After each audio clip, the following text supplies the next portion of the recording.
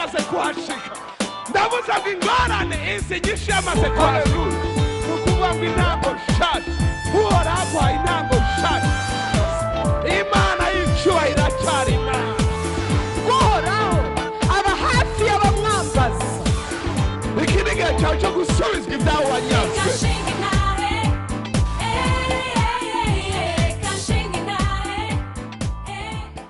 Haleluya. Haleluya. Hari ukuboko kw'inkomezi kuza kubikora. Reka ndakwinginge tuvyaguruka ufise Bibiliya yawe dusome ijambo ry'Imana turiho icubahiro turisome duhagaze. Haleluya.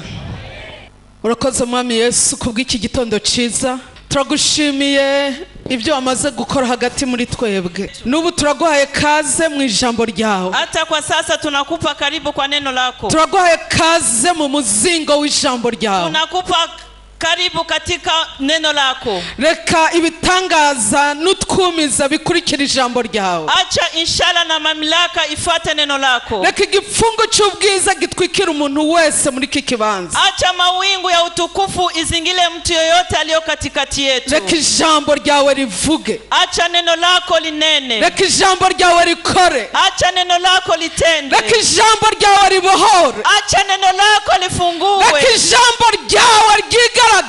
Acha neno lako lijidhihirishe. Mu bukuru bwawe no mu bwiza bwawe. Kwa ukuu wako na utukufu wako. Kugira ngo vyose bigarukana icubahiro ku izina ryawe. Kuhusu mambo yote irudishie utukufu wako wa jina lako. Amen. Amen. Reka dusome muri Daniel. Acha tusome kitabu cha Daniel. Igice cha 6. Sura ya 6. Reka nsabe pastori wacu adusomere Daniel igice ca 6 kuva ku murongo wa mbere gushika 2:8. Urupapuro ruri majana 968 mu isezerano rya kera muri Bibiliya y'Ikirundi. Ni inkuru ya Daniel aterwa mu gobo rw'intambwe.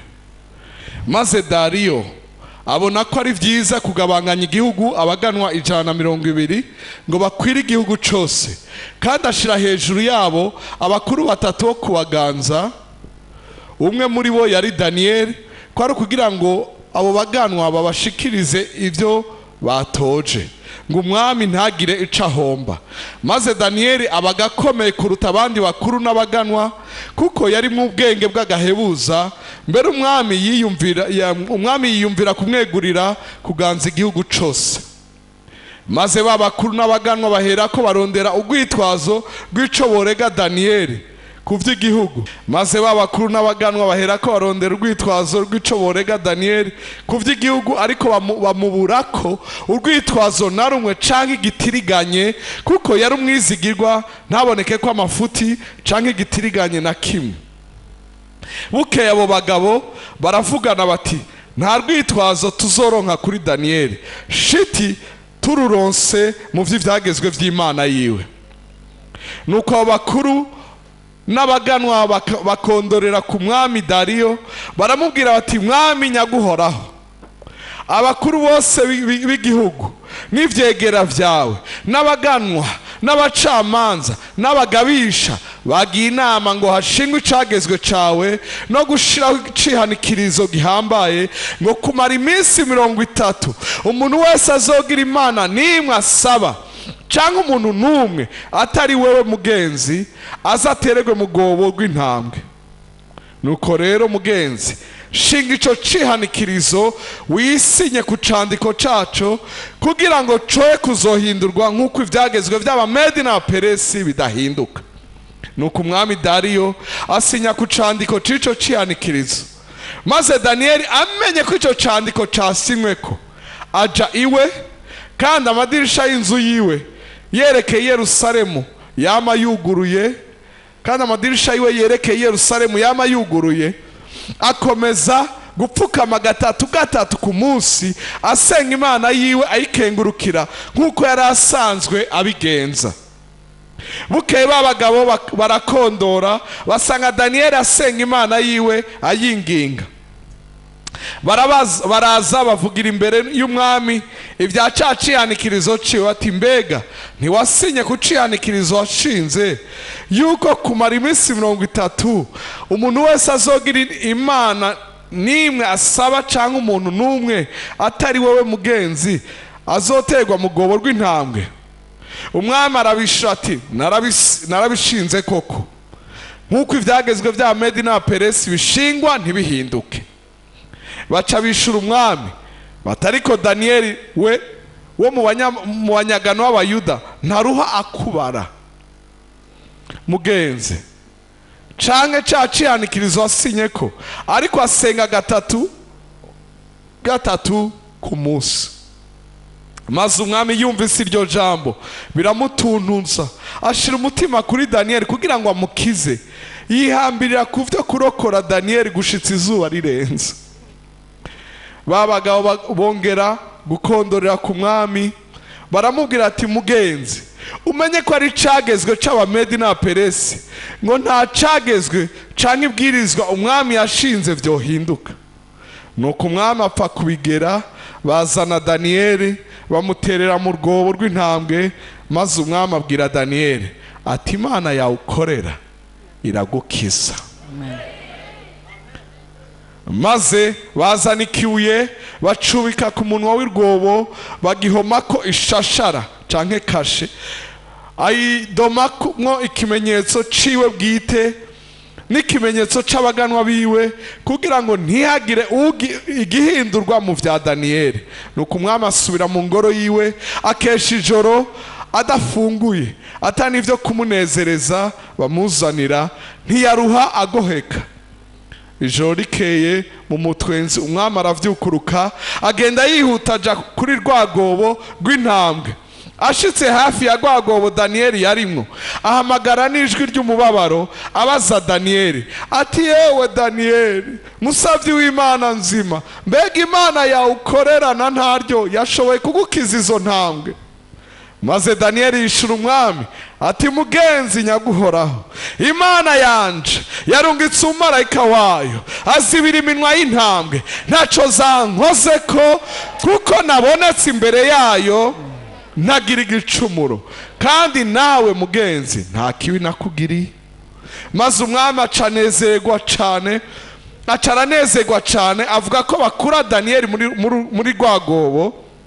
Nuko Daniyeli akugwa mu rwobo, nta n'agakwabu yakabonetse kuri we, kuko yari yizigiye Imana yiwe.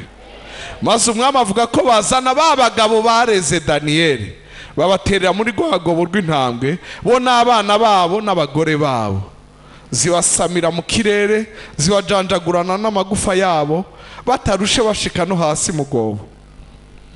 Nuko umwami Dariyo yandikira amoko yose n'amahanga n'abavuga indimi zitari zimwe baba mu isi yose, ati amahoro agwire muri mwebwe. Shinze icagezwe ngo mu bwami bwanje iyo buva bukagera, abantu bahindira agashitsi imbere y'Imana ya Daniyeli, bayubahe, kuko ariyo Mana nzima ihora ihangamye ibihe byose. Ubwami bwawe ntibuzokwigera buhangura, kandi ingoma yayo izoshika no kwiherezo. Niyo irokora igakiza, ikora ibimenyetso n'ibitangaza mu ijuru no mu isi, kandi niyo yakuye Daniyeli mu menyo y'intambwe. Nuko ku ngoma ya Dariyo no ku ngoma ya Kuro umuperesi, Daniyeli agira ikiganza ciza. Nimwakire ijambo ry'Imana. Amen. Haleluya, nimuvyagire Muketi. haleluya. Amen. Ubutumwa bwahejeje kuvugwa, Injili imekwisha hubiliwa, ariko nje kukwibutsa ko hari amasengesho. ila nimekuja kukumbusha kwamba kuna maombi. Hari amasengesho, Kuna maombi. hari amasengesho adasa n'ayandi. Kuna maombi hafanani Hari na yengine. amasengesho y'ubushobozi. Kuna maombi ya Hari uweza. amasengesho abuza umwami gusinzira. Kuna maombi anayokatiza Hari mfalme amasengesho kupata usingizi. ahindura icagezwe cy'Abamedi n'Abaperisi. Kuna maombi inayobadilisha Hari amri ya wakati wa Peresi. amasengesho, hari amasengesho, Kuna maombi. hari amasengesho, Kuna maombi. hari amasengesho aguha izina. Kuna maombi Hari anayokupatia jina. amasengesho ahindura Kuna maombi situation. anayobadilisha Hari mambo. amasengesho mwene data, hari Kuna amasengesho, maombi ndugu, kuna maombi. hari amasengesho abuza amarira gukoroka. Kuna maombi inayokataza Hari machozi amasengesho kutoka. gukura mu cyobo cy'intama. Kuna maombi inayokutoa Hari kwenye mdomo wa amasengesho